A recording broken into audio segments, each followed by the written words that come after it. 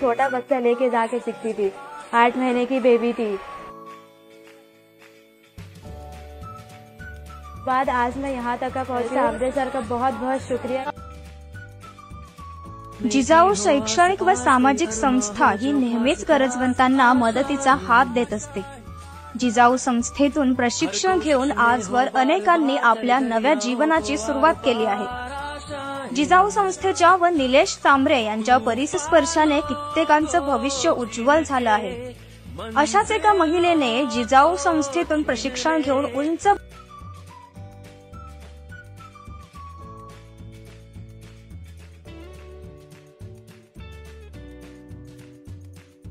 आपण भिवंडीतील शांतीनगर या एरियामध्ये आलेलो आहे।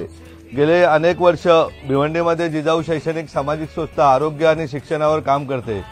शिक्षणावर काम करत असताना महिला सक्षमीकरणाही मोठ्या प्रमाणात काम करते। त्यातीलच एका आपल्या आयेशा नावाच्या आपल्या दीदीचं पार्लरचं उद्घाटन आज माझ्या हस्ते करण्यात आलेलं आहे। तर जेणेकरून स्वयंरोजगार आज आपण पाहतो भिवंडीची परिस्थिती बकाल झालेली आहे। येताना पायपांवरती चालत आलेले कोणाचं लक्ष आहे की नाही हा प्रश्न महत्त्वाचा नाहीये। आपलं लक्ष राहिलं पाहिजे। भिवंडी आपली आहे, आपल्या माणसांची आहे आणि त्या दृष्टीने भिवंडीमध्ये काम सुरू आहे। पार्लरचे क्लासेस, मेहंदीचे क्लासेस, जेवण बनवण्याचे क्लासेस, विविध प्रकारच्या क्लासेसची व्यवस्था आपण भिवंडीमध्ये केलेली आहे। किमान 10,000 विद्यार्थिनींना इंग्लिश स्पीकिंग पासून, ब्युटी पार्लर पासून, मेहंदी क्लासेस पासून विविध प्रकारच्या स्वयंरोजगाराला उभं करण्यात आलेलं आहे।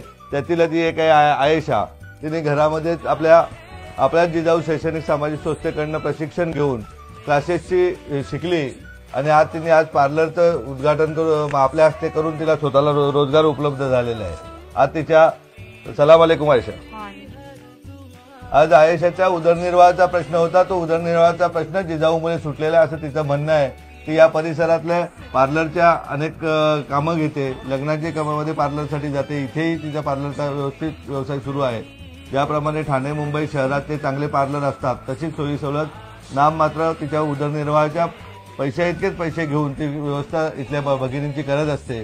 त्यामुळे तिच्या पाठिंबाही खूप मोठ्या प्रमाणात महिलांचा पाठिंबा तिच्या आहे, मुलींचा पाठिंबा आहे, लहान लहान मुलं आहेत आणि गल्लीमध्ये तिच्याबाबत सर्वजण चांगलं बोलतात कारण तिला 2 पैसे कमावून ती त्यांच्यासाठीही खर्च करते। आज भिवंडीसारख्या शहरामध्ये प्रत्येक शाळेमध्ये वही जिजाऊची जाते, प्रत्येक प्रभागामध्ये, प्रत्येक वार्डामध्ये आरोग्य शिबिर महिना टू महिना होतात। तिथनं रुग्ण हा आपल्या घरातला रुग्ण हे समजून अगदी डोळ्याच्या ऑपरेशनपासून कॅन्सरपर्यंतच्या सर्व शस्त्रक्रिया गेल्या अनेक वर्षापासून मोफत होत असतात। इंग्लिश स्पीकिंगचे क्लासेस आहेत, पर्सनॅलिटी डेव्हलपमेंटचे क्लासेस 12 महिने 24 तास सुरू आहेत। त्याचबरोबर शिवण क्लासेस अनेक विभागात, कामतगर किंवा इतर विभागामध्ये सुरू आहेत। त्यातीलच आज आपण आलो पार्लरमध्ये। मैं पहले बहुत परेशान थी और मुझे पता चला कि वहाँ फ्री क्लास का है तो मैं जाके वहाँ पे अपना कोर्स पूरा करी हूँ। और सामरे सर का बहुत बहुत शुक्रिया कि वो फ्री क्लास का मतलब वहाँ क्लास था सामरे सर का, तो वहाँ पे मैं कोर्स पूरा करने के बाद आज मैं यहाँ तक का पहुँची हूँ। मैं छोटा बच्चा लेके जाके सीखती थी, 8 महीने की बेबी थी और बहुत मुश्किल से मैं वहाँ पे करी थी, सीखी थी कि सर इतना अच्छा मतलब वो लेडीज़ के लिए कर दिए थे कि कोई भी परेशान लेडीज़ कर सकती है। जिजाऊ संस्था अगर मेरे पीछे नहीं खड़े होती तो मैं यहाँ तक नहीं पहुँच पाती। उनका बहुत शुक्रिया है कि वो मेरे पीछे खड़े थे जिजाऊ संस्था, तो मैं यहाँ तक का क्लास पूरा करी और यहाँ तक आज पहुँची हूँ। आज दिन में कितने पैसे मिलते हैं आपको? अभी तो सर फिर भी मतलब डेली का 100 रुपये होता है फिर भी। होता है ना? हाँ। अभी बेटे की पढ़ाई के लिए और आपके लिए कुछ तकलीफ नहीं आती ना? नहीं, अभी बच्ची छोटी है थोड़ी, अभी भी। हॉस्पिटल भी इधर है अपना? हाँ। मोहल्ला क्लिनिक भी इधर है ना? हाँ। तो किधर खासगी जाने की जरूरत नहीं। सर आज मेरे घर पे आए हैं, मेरे सामने, मुझे यकीन नहीं हो रहा खुद को भी कि सर कैसे मेरे घर पे आ गए गरीब के यहाँ। और सर का बहुत बहुत शुक्रिया। उनको मैं हमेशा दुआ करती हूँ और करते रहूँगी ऊपर वाले से कि अल्लाह उनको और भी तरक्की दे।